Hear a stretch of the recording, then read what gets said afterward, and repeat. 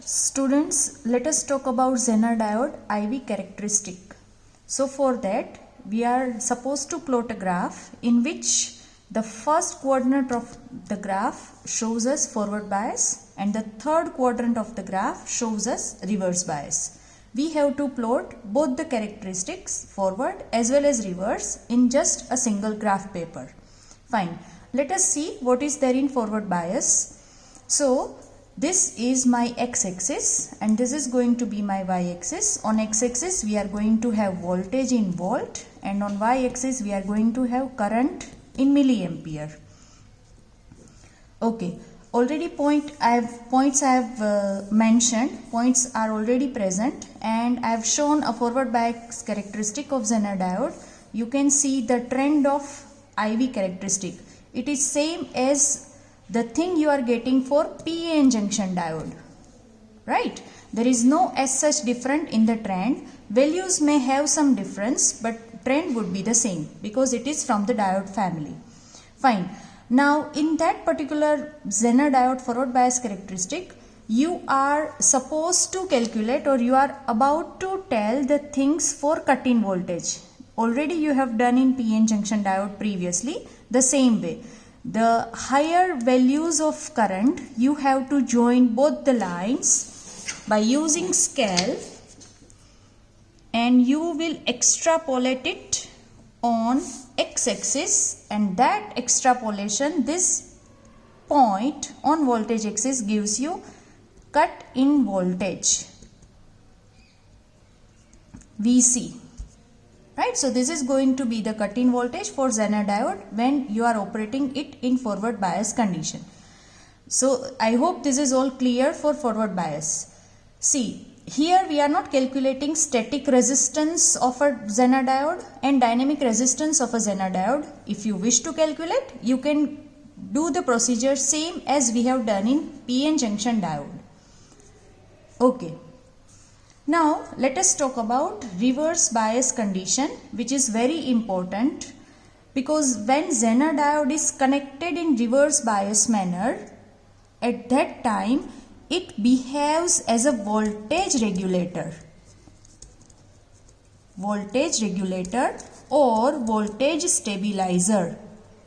It stabilizes the voltage, it can regulate the voltage. This is how it happens. That is going to get it through the graph, right? You can see here this is my voltage axis. As we are moving for reverse bias condition, so we have to select the third quadrant for the same, and this is going to be the current for reverse bias, right? You can see the points are already present here and let us connect them all with the free hand. Don't use scale to join them. You can see the trend by joining the points. Okay, these are all observation points.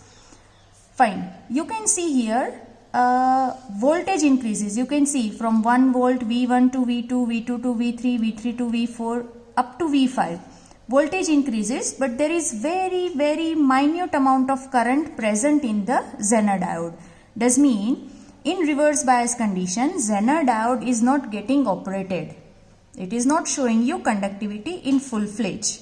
So, after such voltage, after one particular voltage, say V5, you can see at V6, you can get some amount of current. Let us say it is I6. On V7, this is my V7, this is my V6. You are again getting certain amount of current. We say it is I7. Let us see the next one. You can take projection or you can take extrapolation on both the axes. So you will get the value of voltage and current. This is I8 corresponding to V8.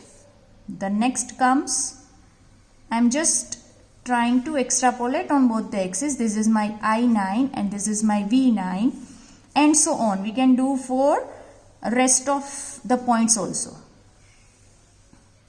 You can see here this is my I10, I11, V10, V11. you can observe this thing that this, for this particular region, you cannot easily distinguish the value of voltage because they are very much nearer to each other. Does mean voltage is not getting changed at all. While you can see the current corresponding to I6 to I11, a huge amount of current you can observe here. Does mean voltage is getting regulated after one particular voltage between these two, V5 and V6. You can see the change that till that voltage current is very small in amount, and after that voltage current is good enough but voltage doesn't change much. So this region, and you can also observe that it is almost a straight line trend you can observe in this Zener diode reverse bias characteristic. This straight line region which starts from here and goes up to this is known as voltage regulation. This region is known as voltage regulation or voltage stabilization. Fine. Because voltage regulates, doesn't show much change with respect to current. Fine. Now the thing is, when you are connecting it in reverse bias, you should know breakdown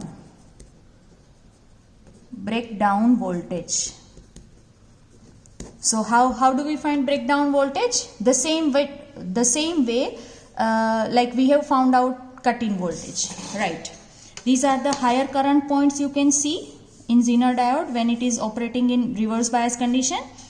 You have to join at least 2 points. 2 points minimum required. If many are coming, no issues. It would be better enough. So you join them and you can again take extrapolation, and somewhere you will find it here on x-axis. This is the voltage axis in volt. So this voltage will be the breakdown voltage. You can again summarize the thing as, after breakdown voltage regulates. Suppose the Zener diode which I have used, breakdown of that Zener diode is 5.4 volt.